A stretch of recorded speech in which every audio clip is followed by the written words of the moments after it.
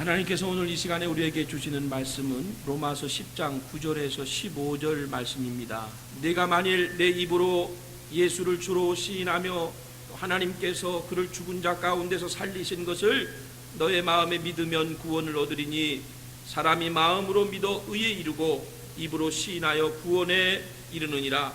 성경에 이르되 누구든지 저를 믿는 자는 부끄러움을 당하지 아니하리라 하니 유대인이나 헬라인이나 차별이 없습니다. 한 주께서 모든 사람의 주가 되사 저를 부르는 모든 사람에게 부요하시도다. 13절 누구든지 주의 이름을 부르는 자는 구원을 얻으리라.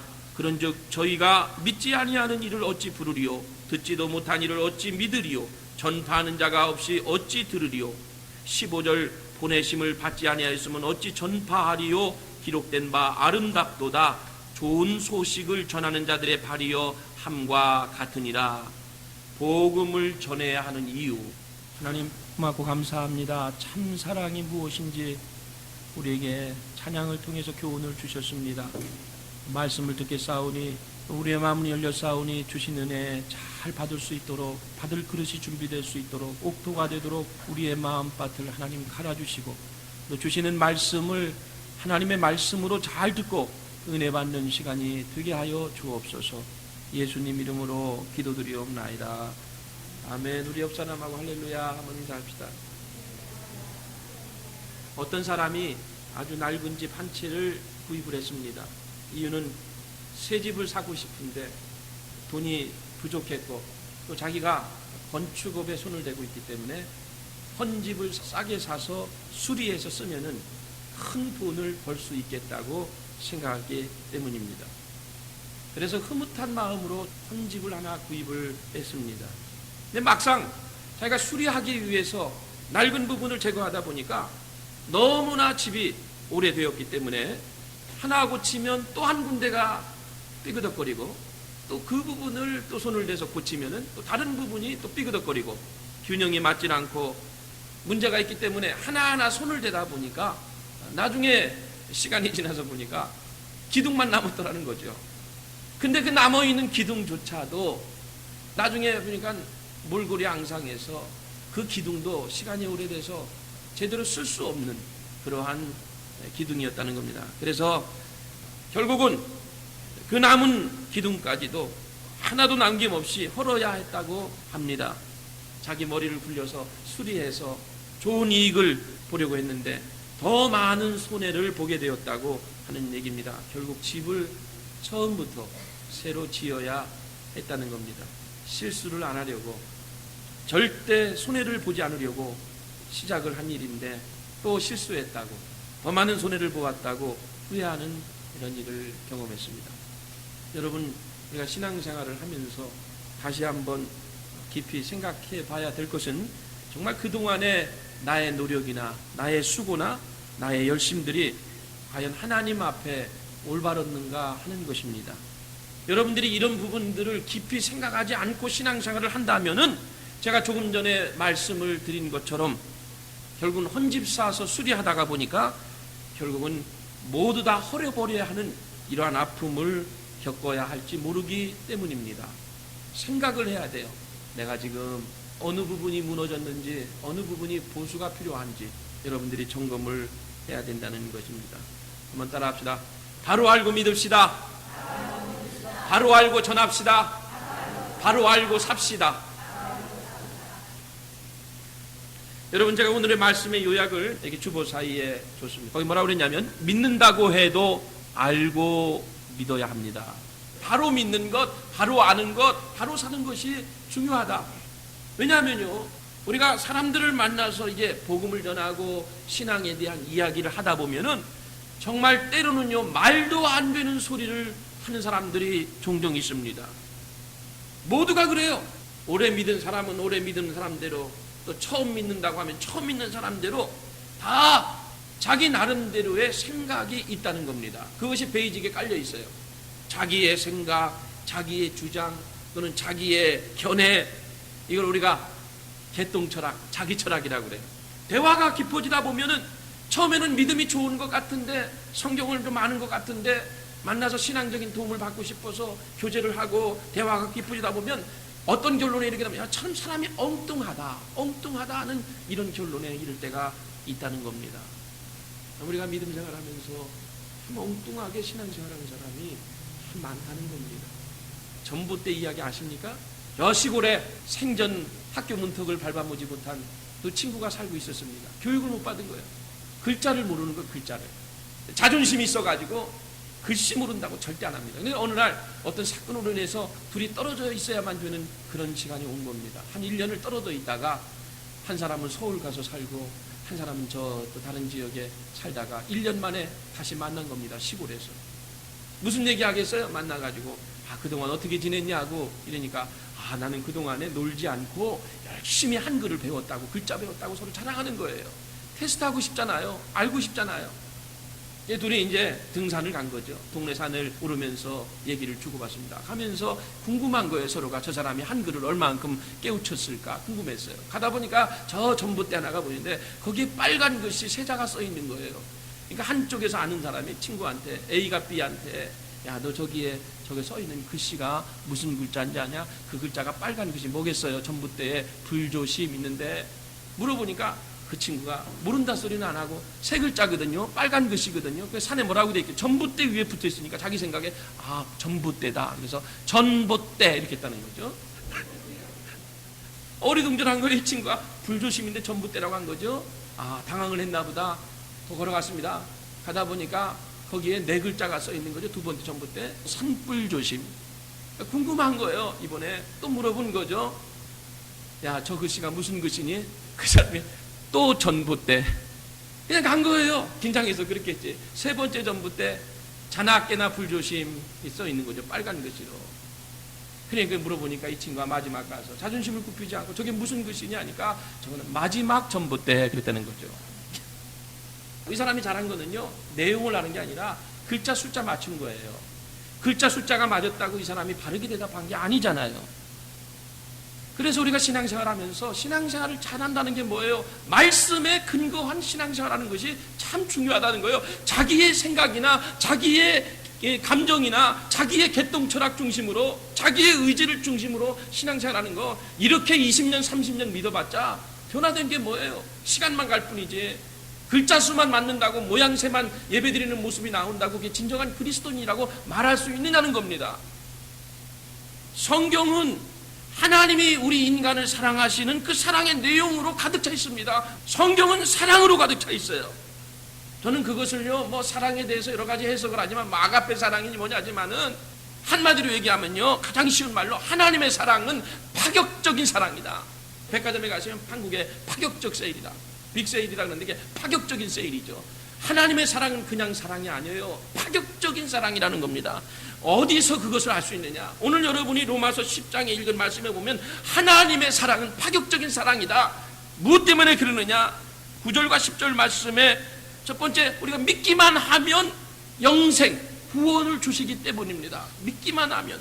그래서 오늘 본문에 로마서 10장 9절 말씀에 내가 만일 내 입으로 예수를 주로 시인하며 또 하나님께서 그를 죽은 자 가운데서 살리신 것을 너의 마음에 믿으면 구원을 얻으리니 사람이 마음으로 믿어 의에 이르고 입으로 시인하여 어디에 이르느니라? 구원에 이르느니라. 거기 여러분 중요한 말씀이 나옵니다. 10절 말씀에 사람이 마음으로 믿어 어디에 이른다? 의에 이른다 이랬어요. 의에 이른다. 의라는 것은요, 예수 그리스도를 빼놓고 말씀을 빼놓고 의라고 하는 건 우리가 아무 상관이 없는 얘기입니다. 우리가 어떻게 의인이라고 의롭다고 말할 수 있습니까? 세상의 어떤 걸로도 우리는 의롭지 못합니다. 여러분, 우리가 우리 자신에 대하여 꼭 알아야 할 부정적인 세 가지가 있습니다. 첫째는 죄인이라는 사실입니다. 그래서 부끄러운 거예요. 두 번째는 무능력하다는 사실입니다. 그래서 절망할 때가 많은 겁니다. 무능력하기 때문에. 아까 집 짓는 거 얘기했죠? 잔머리 굴리고 머리 쓰고 해서 우리가 뭐 좀 벌어보겠다고 애를 쓰지만은, 손해 안 보겠다고 하지만은, 그러나 손해보며 사는 일이 얼마나 많아요. 도둑 맞는 일들이 얼마나 많아요. 불이익을 당하는 경우들이 얼마나 많습니까? 자루 잰 듯이 살고 싶어도 절대 실수 안 하고 절대 약점을 보이고 싶지 않아도 살다 보면은 여러분 얼마나 우리 인간이 무능력하다는 걸 깨닫는지 몰라요. 할 수 있는 것이 내 힘으로 내가 아무리 조심하려고 해도 건강을 지키려고 해도 안 되는 거예요. 누가 아프고 싶어서 아파요? 누가 손해보고 싶어요? 무능력하다는 사실이요. 그래서 인간은 절망할 때가 많습니다. 또 우리는 교만하다는 사실입니다. 그렇기 때문에 늘 우리가 말씀 앞에 자기 자신을 돌아보아야 한다는 것입니다. 여러분, 죄인입니다. 무능력합니다. 교만합니다. 그런 우리들입니다.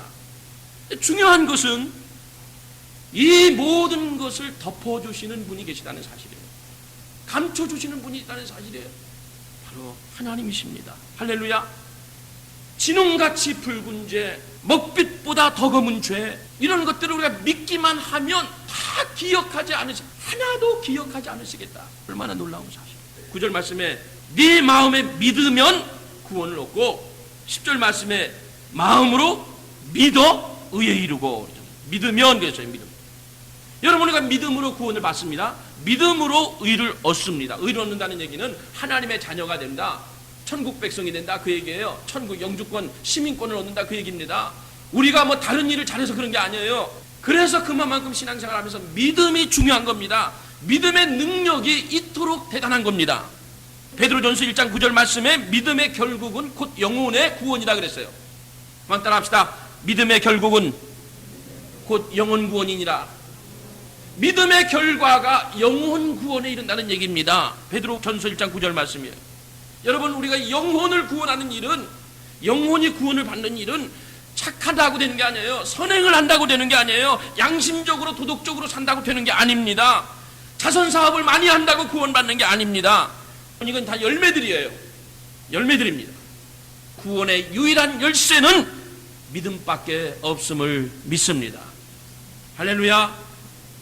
여러분, 믿음이 무엇이에요? 물어보면은 성경을 좀 안다고 하는 분들은 히브리서 11장 1절 말씀을 얘기합니다. 믿음은 바라는 것들의 실상이고 보지 못하는 것들의 증거다. 성경을 좀 아는 분들은 그 히브리서 11장 1절 말씀을 암송해서 얘기합니다. 이것보다 더 강력한 것이, 진정한 믿음이 무엇이냐? 따라합시다. 믿음이란 하나님께 내 삶을 맡기는 거다. 믿음은 진정한 의미에서 그거예요. 뭐 바라는 것들의 실상, 보지 못하는 것들의 증거. 이거는 사실은 좀 적용하기 어렵고요. 실제적인 거는요, 내 중심으로 살던 것을 하나님께 다 내어 맡기는 것, 그것이 믿음입니다. 다시 말해서 내 삶의 주인이 내가 아니라 바로 예수 그리스도가 나의 삶의 주인이 된다고 하는 거죠. 그리스도의 사람으로 살아가는 것, 그것이 바로 믿음이라고 하는 겁니다. 할렐루야. 여러분, 믿음 생활하면서 자꾸 내가 주체가, 이 믿음도요, 내가 갖고 싶어 가는 게 아니에요. 믿어져야 믿음이 생기는 거예요. 믿어지는 믿음이 될 때에 이게 온전한 믿음이 되지, 내가 노력해서 땀을 흘리고 내가 선행을 하고 내가 몸부림쳐서 되는 게 아니라는 거예요.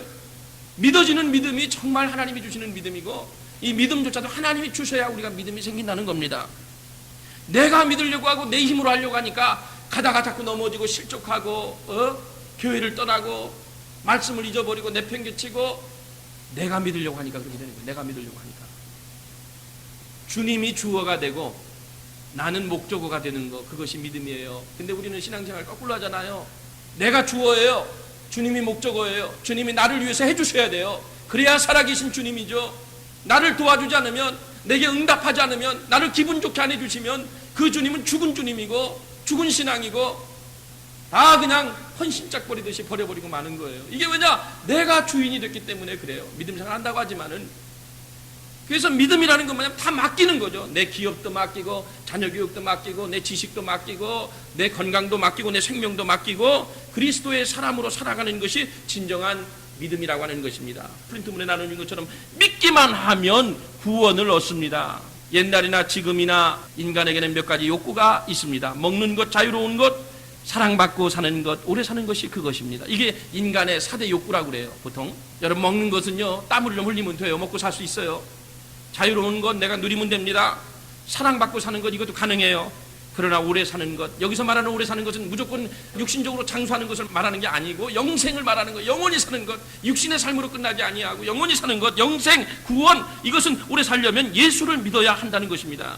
그렇습니다. 선행이나 봉사가 전부가 아닙니다. 자신을 좋아한다고 구원을 받는 것이 아닙니다. 오직 믿음입니다. 구원의 유일한 열쇠는 믿음밖에 없습니다.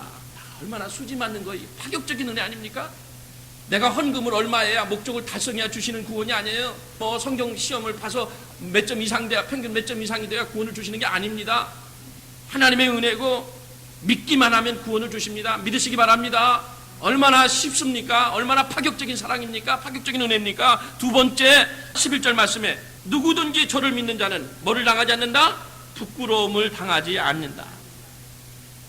누구든지 믿으면 뭐를 당하지 않는다? 부끄러움을 당하지 않는다. 여러분, 우리가 인생을 살면서 진정 부끄러운 것이 뭔지를 알아야 됩니다. 많은 사람들이 부끄럽지 않아도 될 것에 부끄러움을 당하고요, 부끄러워야 할 것을 부끄러워하지 않습니다. 거꾸로 알고 있어요. 뭐가 부끄러운지를 몰라요. 순서가 뒤바뀐 거예요. 나이 먹는 게 부끄러운 것이 아닙니다. 남보다 좀 모르는 게 부끄러운 것이 아닙니다. 남보다 덜 가진 것이 부끄러운 게 아닙니다. 여기 자기가 못생겼다고 하는 사람 아무도 없습니다. 다 잘생겼죠. 그러나 남보다 좀 내가 비교해서 좀 못생겼다고 덜 예쁜 것이, 그것이 부끄러운 것이 아닙니다. 진정으로 부끄러운 것은 죄 문제입니다. 죄요, 죄. 매일의 삶 속에서 낱낱이 우리의 죄들이 드러난다고 했을 때에, 밝혀진다고 했을 때 여러분 얼마나 부끄럽습니까? 부끄러운 죄들이 얼마나 많은지 몰라요. 저희 지금 카페트거든요. 참 볼 때마다 먼지가요, 좀 공기 좀 이렇게 환기시키려고 창문을 열어놓고 햇볕을 들어오게 하면요, 먼지가 한 번씩 뛸 때마다요, 목이 아파요. 목이 아파. 뛰니까 눈에는 안 보여요, 먼지가. 햇빛이 쫙 들어올 때 그 먼지가 그 햇빛에 보여줄 때 얼마나 더럽고 얼마나 많은 먼지가 카페트에서 나오는지 몰라요. 돈만 있으면 교체하고 싶어요. 하나님 앞에서 여러분 부끄러운 게 뭐예요? 옷 좀 덜 입은 거, 좀 아름답지 못한 거, 덜 가진 거, 이게 부끄러운 거예요? 하나님 앞에서 우리의 죄가요, 옆 사람은 몰라도, 가족들 몰라도 하나님이 만약에 우리의 죄를 현미경으로 갖다 놓고 우리 자신을 이렇게 살펴본다고 하십시오. 얼마나 추악하고 더러운 죄들이 많이 보일 건가. 하루라도 우리가 죄 안 짓고 지낼 때가 없어요. 목사도 죄 짓고요, 여러분들도 죄 좀 크고 작을 뿐이고 좀 많고 덜할 뿐이지, 이 죄가 밝혀지면요 얼마나 부끄러운지 몰라요.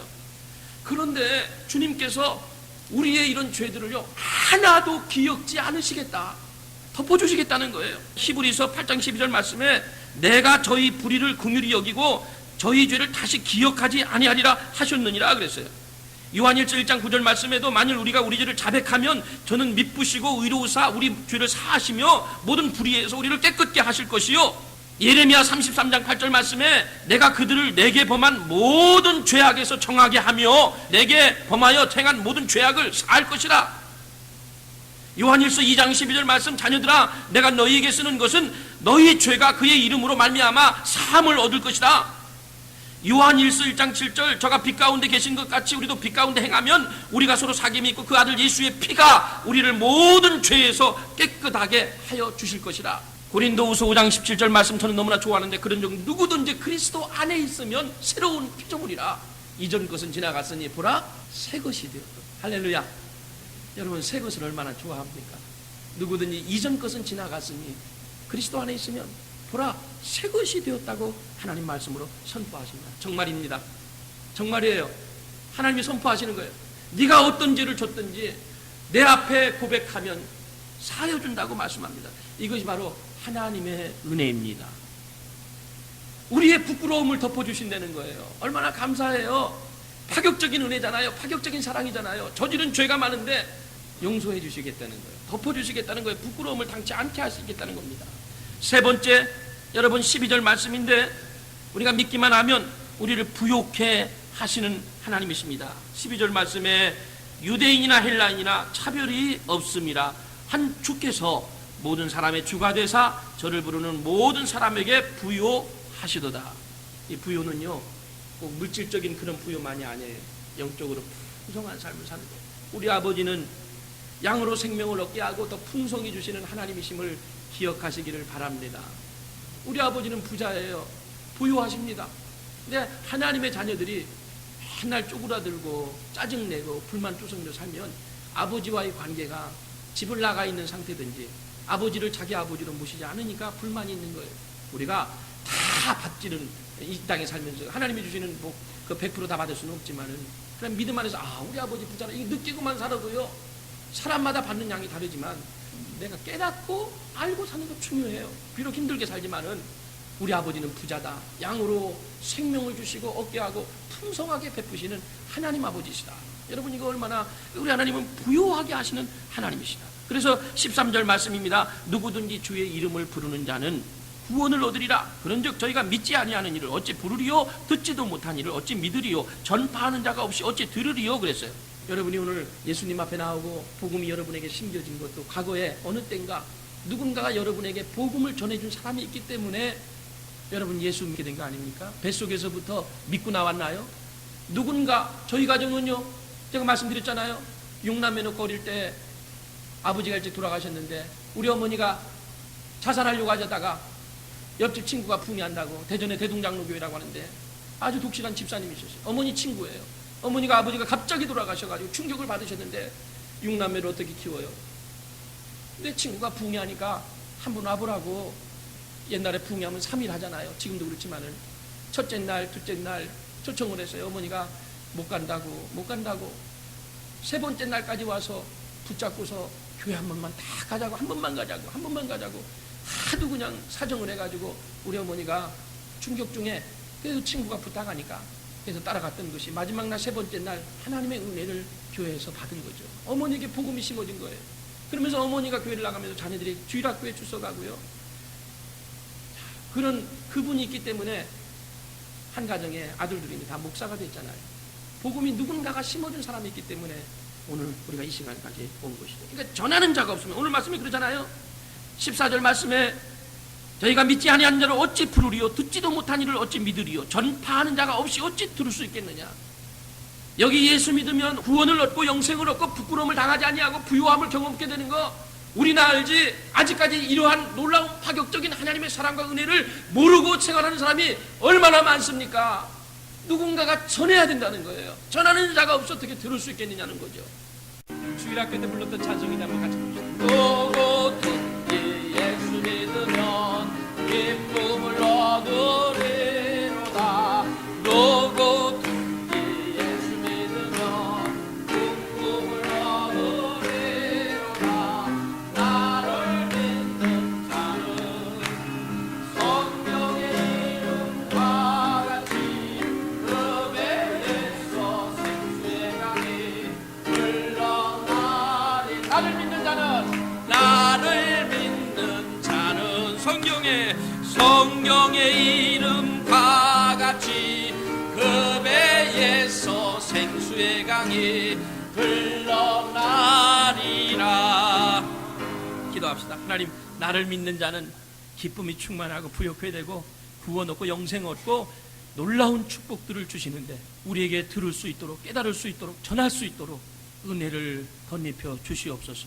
지금까지 베풀어 주신 은혜를 한번 돌이키게 하시고 생각하게 하셔서 얼마나 많은 축복을 주셨는지, 얼마나 많은 은혜를 주셨는지 범사에 감사하며 살 수 있도록 믿음을 더해 주시고, 내 신앙이, 내 믿음이 지금 올바르게 믿고 있는 건지 다시 한번 점검하게 해주시고 똑바로 올바로 믿음 생활해서 하나님을 기쁘시게 하고 하나님의 축복을 다 받아 누릴 수 있는 그런 가정들과 심령들, 교회가 되어지게 하여 주옵소서.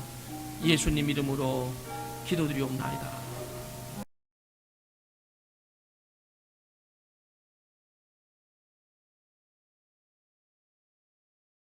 고린도후서 1장 15절에서 22절 한번 교독하십시다. 내가 이 확신을 가지고 너희로 두 번 은혜를 얻게 하기 위하여 먼저 너희에게 이르렀다가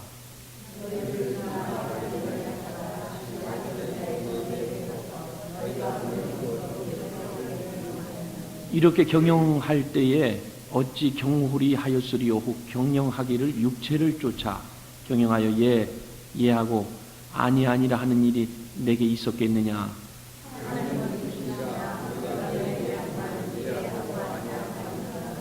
우리 곧 나와 실로아노와 디모데로 말미암아 너희 가운데 전파된 하나님의 아들 예수 그리스도는 예하고 아니라 함이 되지 아니하였으니 저에게는 예만 되었느니라.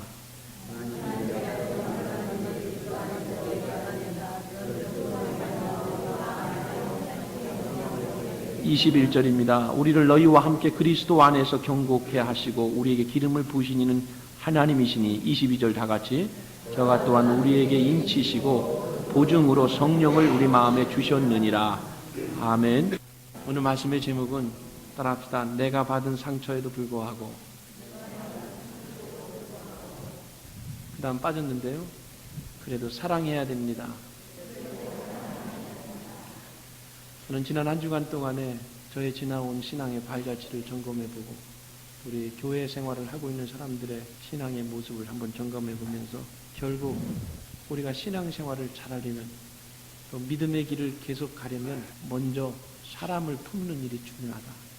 종교개혁자 요한 칼빈이 남긴 말입니다. 인간이 알아야 할 지식 가운데 첫째는 하나님에 대한 지식이고 둘째는 사람에 대한 지식인데 결국 하나님을 알지 못하고는 사람도 알 수 없다. 이 말은 이렇게 해석이 가능합니다. 우리가 사람을 알지 못하고는 하나님을 알 수가 없다. 결국은 사람을 알면 하나님을 알 수 있다는 전제가 되는 겁니다. 이 말씀이 진리인 이유는 인간이 하나님을 가장 가깝게 닮은 존재라고 성경은 말씀하고 있기 때문입니다. 성경 말씀을 그대로 옮기자면 인간은 하나님의 형상을 따라서 지어진 존재다. 여러분들이 하나님을 보시려면, 하나님을 아시려면 사람을 알아야 되고 사람의 모습을 통해서 하나님의 모습을 발견할 때 그것이 진정한 신앙인이 될 수 있는 겁니다. 그러므로 여러분들이 하나님을 알려면 먼저 사람을 알아야 되고 그리고 사람을 품어야 될 줄로 믿습니다. 중요한 말씀입니다. 왜냐하면 신앙생활 중에요, 보면은 많은 부분이 사람과 사람과의 관계에 연결이 되어 있습니다. 신앙이 그렇게 좋던 사람이 사람과 사람과의 관계가 깨지니까 그렇게 30년 동안 40년 동안 믿었던 신앙도 한순간에 헌신짝 버리듯이 던져버리더라고요. 조금 전에 읽은 본문에 바울 사도가 다른 것이 아닌 사람들로 인해서 깊은 상처를 받고 있는 상황이 전개되고 있습니다. 고린도 교회와의 관계인데요, 이 고린도 교회는 바울이 2차 전도 여행 중에 특별히 아굴라와 브리스가라는 이 아름다운 동역자들을 만나서 세운 교회가 고린도 교회입니다. 거기 이제 나중에 디모데도 합세를 해서 교회가 아름답게 초창기에 참 별 문제 없이 부흥이 잘 됐었습니다. 그런데 여러 가지 이유 때문에 바울이 고린도 교회를 떠난 이후에 교회 내부에 아주 부패한 사람들이 일어나서 바울을 배척하기 시작했고 그리고 모함하기에 이르렀습니다. 그러다 보니까 서로가 서로를 부정하고 사람과 사람이 서로 불신하다 보니까, 믿지 않다 보니까 불화가 자꾸 생기고 부정하고 불신하는 풍조가 조성되기 시작했습니다. 성경에 보니까 원래 바울은 에베소를 떠나서 마게도냐로 가는 도중에 고린도 교회를 한번 방문하고 싶었습니다. 얼마나 보고 싶었겠어요.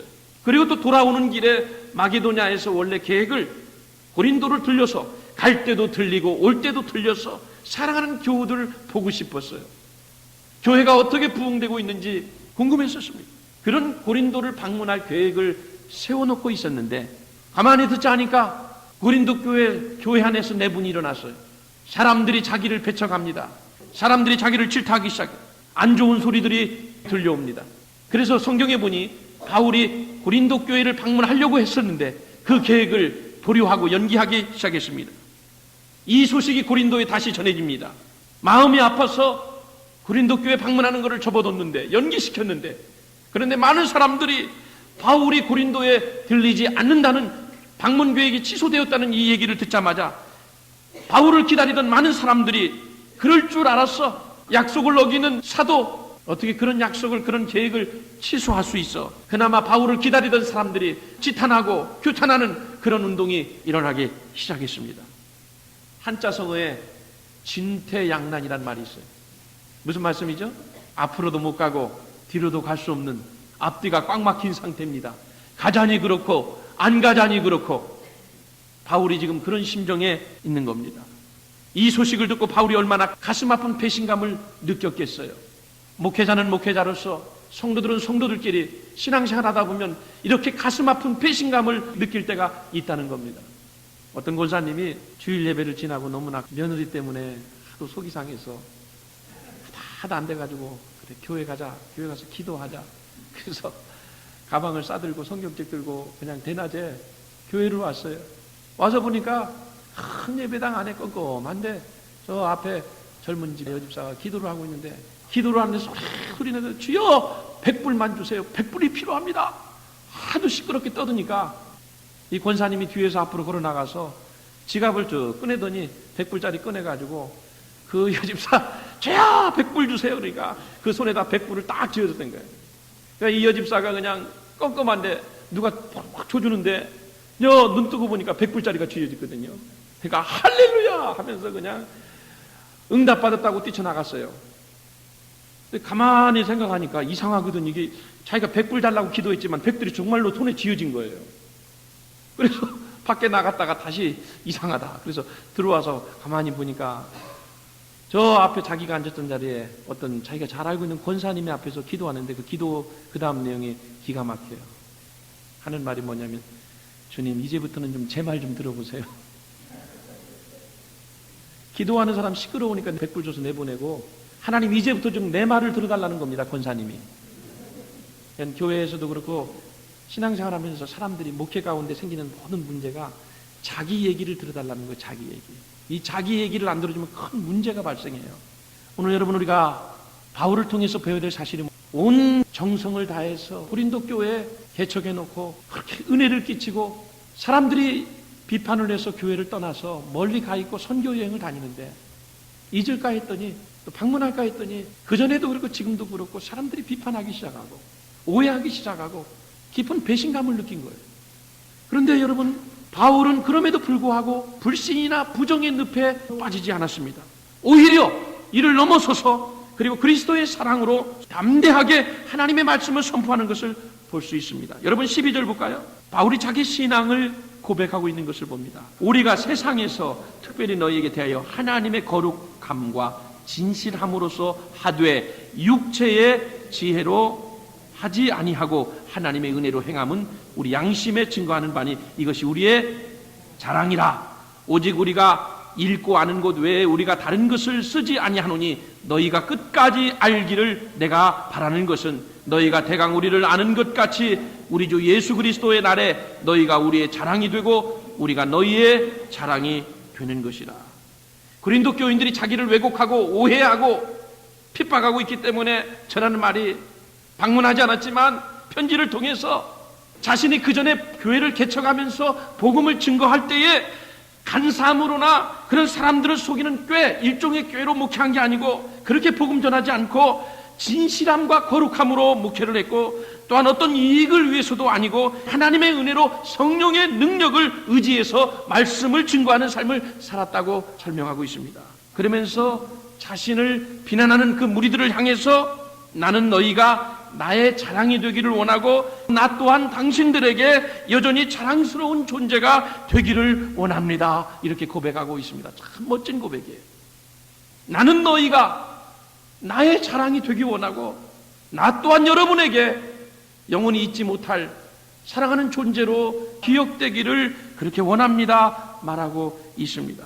이 말은 이렇게 해석이 가능합니다. 내가 받았던 상처에도 불구하고 나는 여전히 당신을 이해하고 사랑하고 있습니다. 당신도 나에게 그렇게 대해주기를 내가 희망합니다. 그 얘기입니다.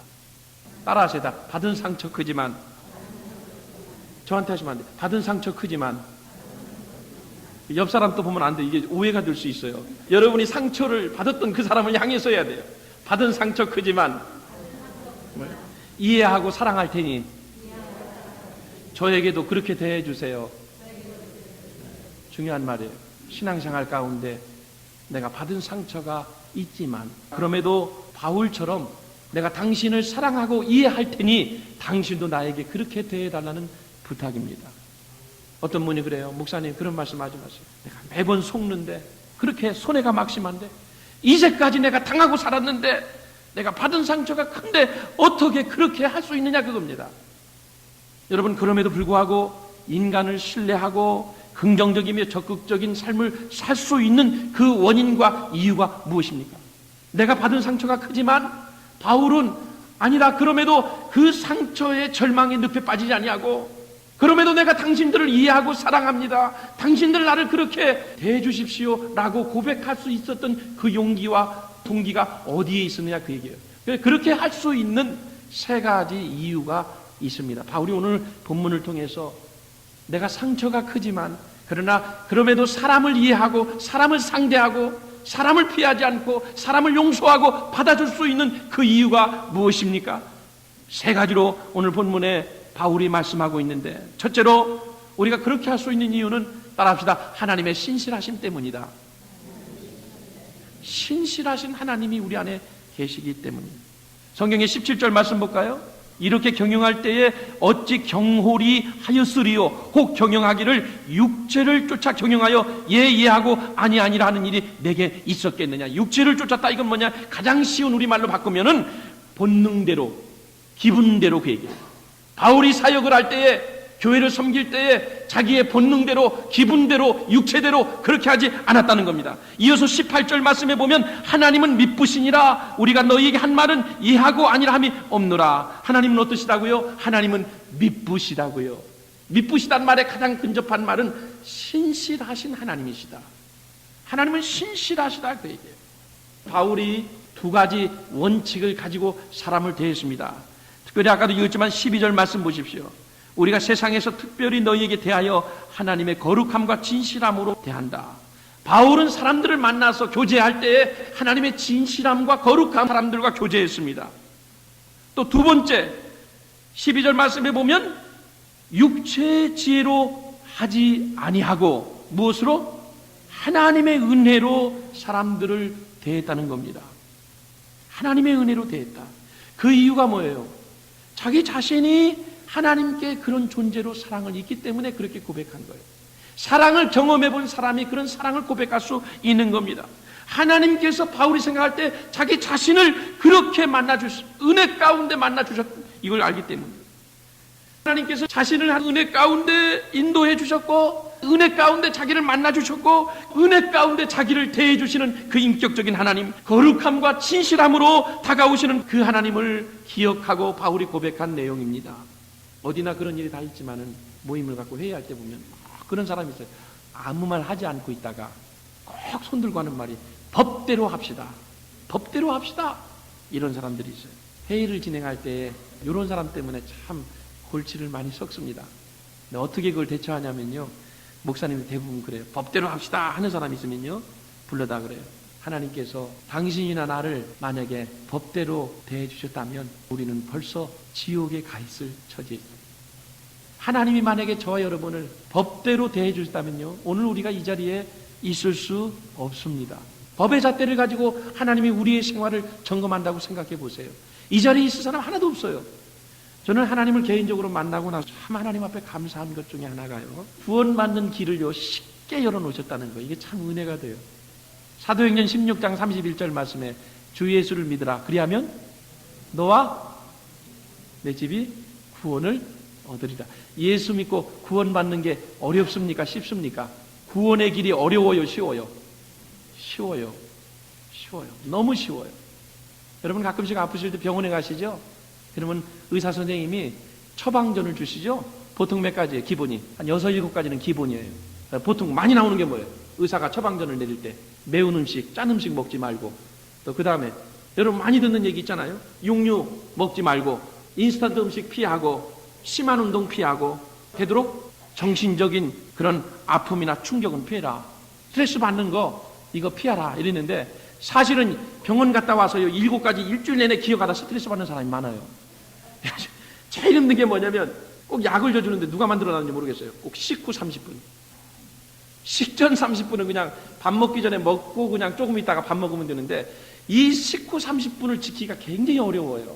어떤 때는요 30분을 재고 있다가 25분 돼도 잊어버려요.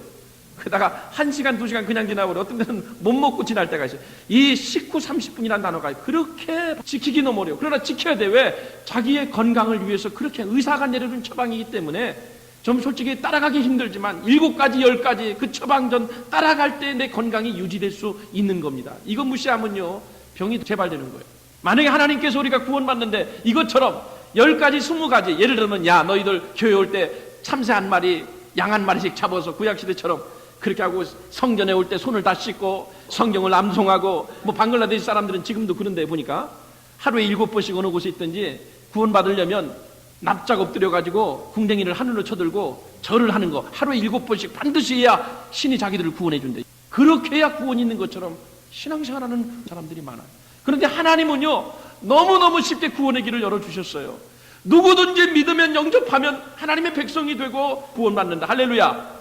너무 쉬우니까 사람들이 믿질 않는 거예요. 은혜 아닙니까? 또 하나 참 감사한 것은요, 주님께서 우리를 대하실 때에 우리의 행위대로 대하지 아니하시고 은혜로 다루신다는 거 얼마나 여러분 감사하고 고마운 일인지 몰라요. 스코트 팩이라는 사람이 유명한 종교 작가인데 이 사람이 랍비의 선물이라는 감동적인 책을 냈습니다. 그 책 내용 가운데 이런 글이 나옵니다. 옛날 유럽의 한 수도원에 진리를 추구하는 이상형의 젊은이들이 모여들기 시작했어요. 좀 깨끗하게 살자 이거죠. 양심적으로 살자 이거죠.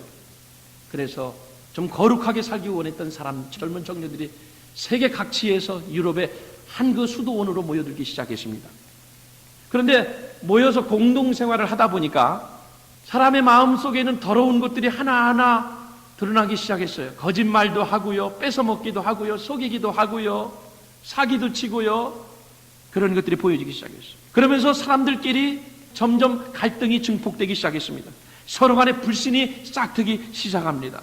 진리를 찾아서 연구하고 노력하기는커녕 거기서의 하루하루의 삶이 지옥 같고 서로 원망하고 불평하고 그러면서 공동체가 깨지기 시작했고 한 사람 한 사람 그 수도원을 떠나기 시작했습니다. 처음에는 상당히 많은 숫자가 모여들기 시작했는데 하나 둘 흩어지기 시작하다 보니까 나중에 결국 5사람만 남았습니다. 이 수도원을 지키는 수도사가 고민이 생겼어요. 과연 그 많던 사람들이 다 흩어지고 5명만 남았는데 이 수도원을 계속해서 존재해야 되느냐 아니면 문을 닫아야 되느냐 이런 고민 가운데 빠졌습니다. 고민하던 중에 한 랍비를 찾아간 겁니다. 랍비요, 우리 수도원이 처음에는 진리를 찾아 헤매는 사람들이 그렇게 많이 모여들었는데 서로 싸우고 싸워서 지금 5명만 남고 나머지는 다 흩어졌습니다. 이 수도원을 문을 닫아야 됩니까? 아니면 계속해서 이 수도원을 존재케 해야 됩니까? 랍비가 거기에 대해서 한 말씀도 하지 않으십니다. 그러면서 딱 한마디를 그 5명들 앞에 던집니다. 여러분 중에 분명히 신이 나타날 겁니다. 여러분 중에 누군가가 한 사람이 신의 모습을 갖게 될 겁니다. 이 말씀을 한마디 딱 던지는 그 순간에 그 중에 남아있던 5명의 사람들의 눈빛이 달라지기 시작했고 행동이 달라지기 시작하고 자기 중에 한 사람이 신이 된다니까. 그동안에 서로 부정하고 불신하고 원망했던 그런 태도에서 벗어나서 신의 모습을 나타내기 위해서 서로 표를 많이 얻어야 되니까 말도 고와지기 시작하고 상냥해지기 시작하고 신의 모습을 갖기 시작하고 사랑하기 시작했고 위로하기 시작하고 덮어주기 시작하고 이렇게 시작했어. 그러다가 이 소문이 그 수도원 바깥으로 소문이 마을에 전해, 그 수도원이 사랑의 공동체가 됐고 그 수도원이 서로 위로하고 격려하고 덮어주고 천국같이 됐다. 이런 소문이 나기 시작하니까 이런 공동체를 배우기 위해서 사람들이 다시금 하나둘씩 모이기 시작해서 이제는 문 닫을 염려가 없다고 하는 얘기가 있습니다. 그 말씀을 보면서 결국 가정에서나 직장에서나 여러분 솔직히 지금 우리의 주변 환경이 그렇게 썩 마음에 들지 않는 환경이 있을 수 있습니다. 그렇지만 내가 사람들을 어떻게 대하느냐에 따라서 내가 속한 그 공동체가 달라질 수 있나요, 없나요? 달라질 수 있다는 겁니다. 내가 어떻게 태도를 가지고 어떤 가치관을 가지고 어떤 신앙을 가지고 내가 어떻게 새 출발하느냐에 따라서 그 공동체가 문을 닫을 수 있고 부흥하는 공동체가 될 수 있다는 것은 내가 어떻게 하느냐에 따라서 태도가 달라질 수 있다는 겁니다. 하나님께서 저와 여러분을 신실하셔서 은혜로 대해 주심을 믿습니다. 이 사상 가지고 여러분들이 공동체 속에서 생활하시기 바랍니다. 두 번째 19절 말씀 봅시다. 우리 곧 나와 실로아노와 디모데로 말미암아 너희 가운데 전파된 하나님의 아들 예수 그리스도는 예하고 아니라함이 되지 아니하였으니 저에게는 예만 되었느니라. 이 말씀은 예수님의 신실하심 때문이에요. 처음에는 하나님의 신실하심이고요, 두 번째는 예수님의 신실하심 때문에 우리는 사람을 사랑하고 이해할 수 있게 되는 겁니다. 저는 이 말씀 보면서 예수님의 생애를 다시 한번 돌아봤어요. 예수님이 왜 십자가에 달리셨습니까? 온 인류를 구원하시기 위해서 그분은 십자가를 지셨습니다. 여러분 한번 생각해 보십시오. 정말 이 세상에서 예수님만큼 사람들에게 상처를 많이 받은 분이 세상에 어디 있겠어요? 우리가 상처를 받았다고 말하지만 예수님만큼 고통과 그 상처와 배신을 당한 분이 어디냐 그 얘기예요. 누구보다 가장 사랑했던 제자에게 배신을 당하고 팔리우심을 당하신 분이 예수님이십니다. 요한복음 13장 말씀에 보면 가룟 유다가 예수님을 팔아넘기기 위해서 계략을 꾸미고 계획을 세울 때에 그때 그 모습을 다 아시면서 예수님께서 가룟 유다를 향해서 면전에서 그렇게 말씀하십니다. 네 하던 일을 속히 하라. 다 알면서도 네 하던 일을 계속하라. 그렇게 하시면서 말 없이 빵을 건네주시고 사랑의 떡을 나누어 주시면서 그 사랑을 표현하시는 주님의 모습을 요한복음 13장에서 만날 수 있습니다. 뿐만 아니라 예수님께 십자가의 죽음이 다가오자 그동안 예수님을 평생도록 죽기까지 따르겠다고 약속해선 예수님의 제자들이 거의 모두 다 예수님이 십자가 지는 그 순간에 예수님의 곁을 하나둘씩 다 도망가 버리고 말았어요. 곁을 떠나버리고 말았습니다. 어떤 면에서 보면 예수님의 제자들 모두가 배신자입니다. 그럼에도 불구하고 예수님은 3일 만에 부활하신 후에 제자들을 다시 찾아오셔서 하신 말씀이 무엇입니까? 너희는 가서 모든 족속으로 제자를 삼아 내가 너에게 분부하고 가르친 것을 지키도록 하라. 예수님을 배신하고 떠났던 그 사람들을 다시 불러서 세계 선교를 위해서 주인공으로 그들을 부르신 그 세계복음화를 위해서 엄청난 과제를 그들에게 다시 떠맡기시는 예수님이십니다. 여러분, 우리 같으면 이게 가능할까요? 나를 배신하고 떠났는데, 나를 욕하고 떠났는데, 나에게 상처 입히고 나에게 실망 주고 나를 뿌리치고 떠난 그 사람인데 어떻게 그 사람에게 다시 일거리를 맡기고 다시 사랑할 수 있겠나요? 우리 같으면 어떻게 되죠? 이럴 때 뭐라고 그래요? 국물도 없다. 국물도 없다. 어떤 분이 속도 위반으로 미국 경찰한테 걸렸어요. 그 영어가 안 되니까 한 번 좀 봐주십시오. Look at me again. 그러니까 이 경찰이 하도 한국 사람들을 상대해보고요. 그 말이 무슨 뜻인지 알아요? 이거 하는 말이 No soup. 국물도 없다. No soup. 그랬다는 거예요. 국물도 없다. No soup. 우리는 나를 배신하고 떠난 사람 국물도 없죠. 끝까지 그 제자들을 믿어주시고 사랑해주시고 그들에게 일거리를 맡기시는 그 하나님, 그 예수님이십니다. 바울도 지금 자기 자신에게 상처를 입힌 사람들에게 선포한 말씀이 있어요. 여러분, 그 2장에 7절 한번 보십시다. 바울이 고백한 내용인데요, 자기를 그렇게 괴롭게 하고 힘들게 하는 그 무리들을 향해서 2장 7절에 보면 그런즉 너희는 차라리 저들을 용서하고 위로할 것이니, 저가 누구를 말하는 거예요? 자기를 핍박하고 모함하고 욕하고 그런 사람들을 말하는 거예요. 그런즉 너희는 차라리 저런 사람들을 용서하고 위로할 것이니 저가 너무 많은 근심에 잠길까 두려워하노라. 8절 다 같이 시작. 그러므로 너희를 권하노니 사랑을 저에게 나타내라. 할렐루야. 바울이 이런 고백을 할 수 있었던 것은 누구에게 배웠겠어요? 이 모습을 예수님에게 배운 겁니다. 예수님의 사랑을 자기가 깨달은 거예요. 그래, 그 사랑으로 자기를 핍박하고 모함하는 그 무리들을 용서하고 덮어주라고 하는 말씀입니다. 사랑하는 성도 여러분, 여러분에게 상처를 준 사람, 여러분에게 상처를 준 그 사건이 있으면 그리스도의 사랑을 생각하시면서 덮어주시기를 주의 이름으로 축원합니다. 마지막, 어떻게 해야 내가 나에게 고통을 주고 상처 준 그 사람을 덮어주고 용서할 수 있습니까? 첫 번째는 하나님의 신실하심을 볼 때에, 두 번째 예수님의 신실하심을 볼 때 그 가능하고, 마지막 그렇게 할 수 있는 이유는 오늘 본문의 21절과 22절에 바울은 말하고 있어요. 우리를 너희와 함께 그리스도 안에서 견고케 하시고 우리에게 기름을 부으신 이는 하나님이시니 저가 또한 우리에게 인치시고 보증으로 성령을 우리 마음에 주셨느니라. 하나님께서 우리의 삶을 변화시켜 주시고 새롭게 하기 위해서 우리의 삶에 성령을 보내주셨다고 말하고 있습니다. 성령은 하나님의 보증이십니다. 내가 할 수 없어요. 내가는 할 수 없어요. 또한 우리의 스스로의 노력 가지고는 안 됩니다. 그러나 저와 여러분이 성령의 능력을 힘입으면 불신과 상처가 한순간에 다 씻어질 수 있는 줄로 믿습니다. 내가 하려고 하니까 안 되는 거예요. 내 힘으로 하려고 하니까 안 되는 거예요. 성령을 받아야 돼요. 그 성령의 능력과 성령을 의지해서 나갈 때 내가 내 원수도 사랑할 수 있는 거고, 나에게 상처 주고 아픔을 준 그 친구도 내가 덮어줄 수 있는 겁니다. 3장에 넘어가서 17절 18절 보십시오. 성령에 대한 말씀인데, 주는 영이시니 주의 영이 계신 곳에는 뭐가 있느니라? 자유함이 있느니라. 그 다음에 18절, 우리가 다 수건을 벗은 얼굴로 거울을 보는 것 같이 주의 영광을 보매 저와 같은 형상으로 화하여 영광으로 영광에 이르니 곧 주의 영으로 말미암느니라. 하나님의 성령이 있는 곳에는 기쁨이 있고 자유함이 있는 줄로 믿습니다. 성령 받아야 돼요. 성령으로 충만해야 돼요. 저는 말씀입니다. 요동하는 내 모습에도 불구하고 나를 끝까지 믿어주시는 신실하신 하나님 뿐만 아니라 실망덩어리인 나를 품에 안으셔서 나를 변화시키기 위해서 십자가에 죽으시고 부활하신 그 예수님, 나의 마음이 강팍하고 돌같이 딱딱함에도 굳어 있음에도 불구하고 나를 녹이시고 새롭게 하시는 그 성령님, 이것 때문에 하나님 사랑과 예수님의 사랑과 신실하심과 성령님의 감동하심으로 인해서 저와 여러분, 우리 공동체는 충분히 변화될 수 있고 새로워질 수 있고 희망이 있는 줄로 믿습니다. 따라합시다. 주님 안에서 때로는 폐품도 보물이 될 수 있다.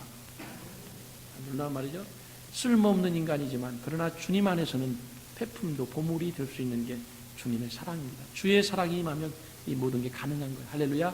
잠깐 눈 감으시고 한 1분 동안만 내가 나에게 가장 상처를 주는 사건, 그런 사람 내 가까이에 있습니다. 그걸 내가 품을 수 있는, 용서할 수 있는, 주님이 우리를 사랑하신 것 같이, 하나님이 우리를 계속해서 믿어주신 같이, 성령님이 돌같이 굳은 우리의 마음을, 딱딱한 마음을 녹여주심 같이 성령님 우리의 마음이 녹아지게 하셔서 그 원수도, 그 미워하는 상처도 다 품을 수 있도록 도와주세요. 우리 한번 조용히 입술 벌려서 하나님께 도움을 구하는 시간을 갖도록 하십시다. 우리 다 같이 입술 벌려 하나님께 도움을 구하십시다. 사랑의 하나님 아버지, 은혜와 사랑을 감사합니다. 나를 미워하는 사람, 나에게 상처를 준 그 사건과 그 환경들, 그 대상들 우리가 인간의 힘으로 용서할 수 없습니다. 내 힘으로는 되지 않습니다. 성령님 우리 마음속에 찾아오셔서 성령의 능력으로 이런 일이 가능함을 믿사오니, 오 성령이여, 우리 심령에 강하게 임하게 해주시고 불같은 성령으로 임하셔서 녹아질 수 있도록 허락해 주시옵소서. 나를 끝까지 믿어주시고 밀어주시며 신뢰하시는 그 하나님의 사랑과 예수 그리스도의 은혜를 기억하면서 나에게 상처를 주고 아픔을 준 그 환경과 사람을 용서하고 덮어줄 수 있도록, 그래서 아버지 그들이 나의 자랑이 되게 하시고 나 또한 그들에게 아버지 영원히 사랑으로 존재할 수 있도록, 그런 관계가 형성될 수 있도록 주님 도와주시옵소서. 내가 변하면 아버지 가정이 변합니다. 내가 변할 때 교회가 변화됩니다. 아버지 우리 교회가 변해야 지역사회가 변화됩니다. 하나님의 천국이 이루어집니다. 복음이 확장됩니다. 이 모두는 다 내 자신에게서부터 출발함을 다시 한번 깨닫게 해주시고 긍정적이고 적극적이며 믿음의 삶을 살아가는 주의 백성들 되게 하여 주옵소서. 그래서 가는 곳마다 승리가 있게 하시고 주의 사랑을 넘치게 하여 주옵소서. 변덕스러운 우리들이요, 하나님을 배신하고 실망하고 하나님의 마음을 아프게 하는 우리들이지만, 돌같이 딱딱이 굳은 우리의 심령들이지만 하나님 성령을 보내주셔서 우리의 마음을 녹여주시고, 우리가 여러가지 근심과 염려 가운데 있음에도 불구하고 변함없는 사랑으로 우리를 품어주시고 우리를 사랑해주시고 신뢰하시며 하나님의 일을 맡겨주시는 고마우신 하나님, 그 하나님 때문에 우리는 용기를 얻습니다. 우리에게 희망이 있습니다. 우리는 아버지의 새로운 사람으로 그리스도 안에서 변화될 수 있습니다. 그 가능성을 주셨습니다. 오늘 이 자리에 하나님의 말씀을 듣고 이 말씀을 깨달은 사랑하는 심령들, 이 자리에 머리 숙인 심령들, 하나님 한 심령도 거저 돌려보내지 마시고 주의 성령으로 충만케 하시고 그리스도 안에서 날마다 새로운 피조물이 되게 하여 주옵소서. 그래서 변화된 삶을 살게 하시고 주님의 용사답게 세상에서 용기 있게 세상을 살아나가는 담대하고 신실한 주의 일꾼들로 삼아 주시옵소서. 원수까지 사랑하고 나를 미워하는 그 상처도 다 덮을 수 있는, 사람을 품을 수 있는 그 사랑을 우리들 가운데 허락해 주옵소서. 감사합니다. 예수님이